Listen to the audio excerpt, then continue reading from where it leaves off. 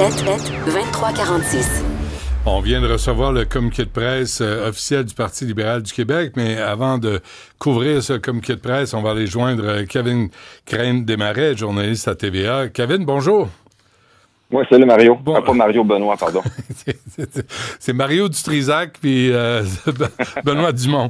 Bon, Kevin, alors toi, tu les as vus passer, là, Madame Risky, tu les as interpellés, là, Monsieur Rodriguez. Ça ressemblait à quoi ce matin? Oh, c'était pas comme à l'habitude, hein? Vers 10h35, Marois Risky est sortie de l'ascenseur, elle nous a vus. On est allé la voir immédiatement, elle m'a dit, elle ne donnera pas de commentaires. Peu importe là, les questions qu'elle allait nous poser, elle a décidé de ne pas répondre. Elle était accompagnée de son avocat et ensuite elle est entrée au cabinet de l'opposition officielle. C'est leur bureau ici à la place Ville-Marie, au cœur du centre-ville de Montréal. Et quelques instants après, c'est le chef Pablo Rodriguez là, qui est arrivé sur place. Lui, il avait un petit sourire avant même ma première question. Il me demandait comment j'allais. Et lui, il n'a pas voulu donner plus de commentaires non plus, qu'il allait rencontrer Mme Risky, oui, à l'intérieur. Je lui ai demandé s'il allait communiquer avec nous là, après la rencontre. Il me dit absolument. Et ça n'a pas pris de temps, Benoît, 9 minutes après leur arrivée, Marois Risky est ressortie avec son avocat. Elle n'en a pas dit davantage. Je lui ai demandé si elle était toujours en poste, s'il y avait toujours un chef au Parti libéral du Québec et dans l'ascenseur, elle avait simplement un petit sourire. Lorsqu'elle est arrivée ici sur place, on dirait qu'elle allait dans un salon funéraire et lorsqu'elle est ressortie, c'est comme si du poids était élevé, le poids était plus sur ses épaules. Par communiqué, on a vu là, que le Parti libéral a annoncé que Marois Risky était maintenant suspendue du caucus. Donc, elle est toujours pour le moment au Parti libéral. Nous, on est toujours sur place là, au 10e étage. On attend M. Pablo Rodriguez. C'est une crise majeure. Lui, il était censé être en Outaouais en ce moment pour le parti et finalement, il doit gérer toute une crise. Il y aurait possiblement aussi une plainte au DGEQ. En quoi c'est lié? On sait que Mme Hens, qui est le bras droit de M. Rodriguez, qui était la chef du cabinet du Parti libéral du Québec, a été remerciée hier en après-midi par Marois Risky. Pour quelles raisons exactement, on ne le sait pas, mais ce qu'on peut comprendre, c'est que Mme Risky n'aurait pas avisé Pablo Rodriguez à ce moment-là. Mais Kevin, on ne sait pas pourquoi. Quelle est la nature du conflit entre Marois Risky et Geneviève Hens? Non, exactement. Est-ce que ça a un lien en raison avec la course au leadership? Est-ce que d'ici à aujourd'hui, d'autres événements se sont produits? On sait que Mme Risky, c'est une avocate, hein, c'est une fille de droit. Donc, selon moi, il y a de quoi de majeur qui est arrivé sur son bureau pour qu'elle puisse prendre sa décision.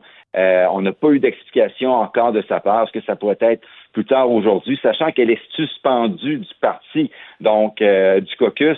Elle n'est pas libre nécessairement de parler aux médias comme si elle serait maintenant indépendante. Donc, elle est toujours avec le Parti libéral du Québec, elle-même qui est censée quitter la politique dans les prochains mois. Bon, et on apprend, Kevin, selon le communiqué de presse du Parti libéral du Québec, André Fortin devient nouveau chef parlementaire du Parti libéral et Marc Tanguay va occuper le rôle de whip de l'aile parlementaire. Donc, ça bardasse, l'atmosphère devait être tendue légèrement. Ah oui, absolument. Pablo Rodriguez, normalement, c'est quelqu'un de souriant, qui a le sourire jusqu'aux oreilles. Il ne l'avait pas jusqu'aux oreilles là, à son arrivée au cabinet de l'opposition officielle, à son bureau là, au centre-ville. J'ai bien hâte de voir ses réactions plus tard lorsqu'il va sortir du bureau. Qu'est-ce qui va arriver aussi à Mme Hens? Est-ce qu'il va vouloir nous expliquer la raison que Marois Risky a décidé là, de faire sortir son bras droit du parti? Et est-ce que Mme Hens sera réintégrée à l'appareil du Parti libéral du Québec maintenant que Mme Risky a été écartée? Bon, Kevin Crane-Desmarais reste en place, hein? Je pense que ça va être la nouvelle du jour. Et les journalistes à TVA. Non, je l'attends. Oui, OK. Veux-tu qu'on t'apporte un lunch, quelque chose? Parce que tu ne pourras pas t'en aller. Non, mais trop, je l'ai avec moi, mon lunch. Ah, t'es toujours prêt. Excellent. Merci, Kevin. À la prochaine. Il y a aussi Il y a aussi Nicolas Lachance, parce que ça, c'est le Parti libéral du Québec. Ce qui arrive de ce côté-là, l'aile parlementaire, le chef parlementaire, ce sera André Fortin, Marc Tanguay, le whip. Mais qui est Geneviève Hintz? Nicolas Lachance, journaliste au Journal Montréal, est avec nous. Nicolas, bonjour.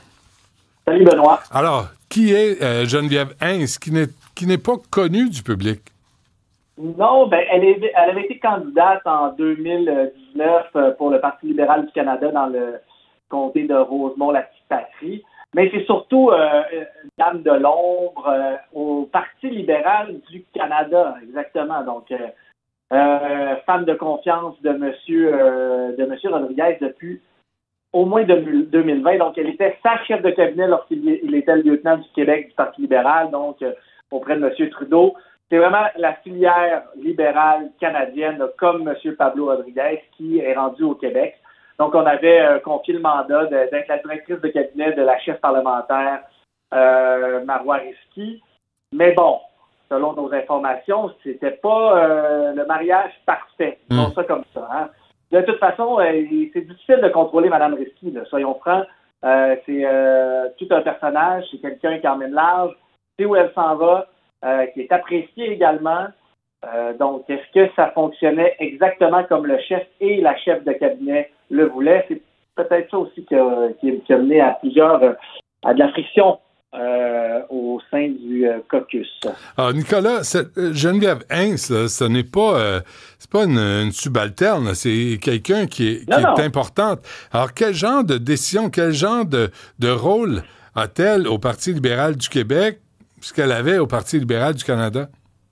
Le chef de cabinet, là, c'est celui qui joue en coulisses, c'est la personne de confiance du... Par exemple, je vais donner l'exemple de Martin Koskinen avec François Legault. Ouais. Quand on parle à Martin Koskinen, habituellement, on parle à François Legault. Donc, lui est au courant de tous les dossiers en coulisses avant même souvent que le chef soit au courant. Donc, lorsqu'il y a un problème, on s'adresse au chef de cabinet. Donc, c'est les yeux et les oreilles du chef au caucus, en coulisses, pour tous les dossiers importants. Et ça doit d'avoir une confiance là, inébranlable entre le chef et la directrice ou le directeur de cabinet.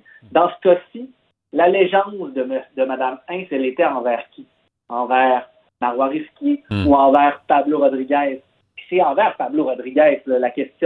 La réponse est là. Le vrai chef, c'est Pablo Rodriguez. Par contre, à l'Assemblée nationale, celle qui mène les troupes, la vedette sur place, c'est Marois Risky. Oui. Alors, Marois Risky, c'est le visage, pour l'instant, c'était le visage du Parti libéral du Québec. C'est elle qui prenait la parole. Mais Geneviève Hintz est en coulisses. Elle décide avec Pablo Rodriguez la direction que va prendre le Parti du Parti libéral du Québec. Il reste que c'est quand même Marois Risky qui a été élu, pas Geneviève Hintz. Oui, mais c'est aussi Pablo Rodriguez qui a été élu. L'affaire, c'est qu'il a été élu chef du Parti libéral Québec, mais il n'est pas élu à l'Assemblée nationale. C'est vraiment une situation particulière. C'est pas la première fois de l'histoire qu'on voit ça, là, un chef extra-parlementaire.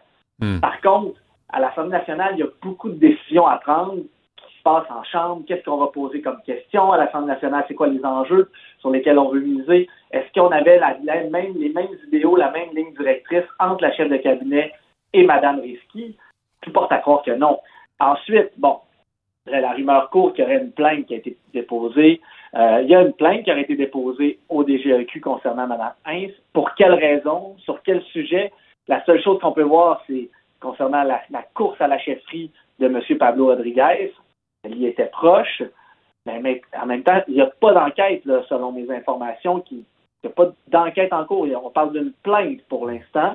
Est-ce que c'est la raison pour laquelle Mme Risky a décidé unilatéralement de la congédier? Et c'est quand même grave là, de le faire sans l'approbation, sans l'avoir annoncé au chef du Parti libéral, Pablo Rodriguez. C'est ce qui a été mis, d'ailleurs, donc c'est confirmé dans le communiqué qui a été envoyé. Hein?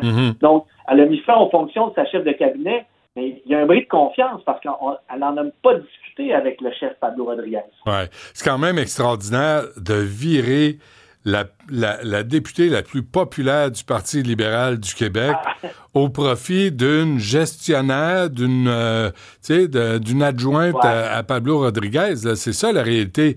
C'est quand même extraordinaire. Mais en politique, Benoît, il y a quand même la loyauté. Et pour M. Rodriguez, clairement, il y a une loyauté qui était envers Mme Heinz beaucoup plus qu'envers Mme Risky, qui avait donné son appui lors de la course à la chefferie. En même temps, c'est vrai qu'à l'Assemblée nationale, il n'y a pas beaucoup de libéraux qui sortent des histoires qui mènent qui mettent le gouvernement dans le pétrin. Marois Risky c'en est une. Elle travaille très fort, elle est sur toutes les tribunes.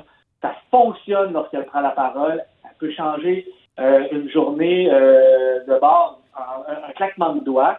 Maintenant, est-ce que M. Fortin sera capable de réaliser la même chose? En même temps, ça laisse peut-être un peu plus de place au chef extra-parlementaire Pablo Rodriguez. Ouais. Et M. Fortin, c'est un fidèle. Encore là, j'ai reçu des textos tout à l'heure. M. Fortin, la filiale du Parti libéral du Canada, lui aussi est un proche de Justin Trudeau. Donc, on sent également que ça peut créer aussi des dissensions à l'intérieur du caucus, cette espèce de filière du PLC. Oui, il ne faut pas sous-estimer, Nicolas, non plus, l'ombre que jetait Marois Risky sur Pablo Rodriguez. Tu sais, il devait pas... Pablo Rodriguez, c'était une vedette là, à Ottawa, le lieutenant du Québec pour Justin Trudeau. Il devait pas tellement apprécier la popularité de Marois Risky. Bien, en plus que tout ça arrive à un drôle de moment. Là. Si on regarde le dernier sondage léger de la semaine dernière qu'on a publié, le Parti libéral talonne le Parti québécois. Donc, on remonte. On est à 27% dans les sondages. On est à quelques pourcentages là, de vote de venir peut-être changer complètement la donne de la prochaine année. Et arrive la pire nouvelle là, pour le Parti libéral aujourd'hui. C'est un scandale interne, une crise interne. On perd notre vedette, Marois Risky, qui était supposé nous amener jusqu'à la prochaine élection et où Pablo Rodriguez allait prendre les rênes à partir de là. Donc, et pour François Legault aussi, en chambre, avoir une Marois Risky chaque jour, qui le talonne, qui lui pose des questions. Ça aussi, là, c'est le caillou qui s'enlève de son soulier. Là. Oui, absolument. Il ne l'aura plus devant lui jusqu'à l'été. Nicolas Lachance, journaliste au Journal Montréal. On va lire le journal demain pour avoir encore plus de détails. Un gros merci, Nicolas. Ça fait plaisir. Salut, bonne journée.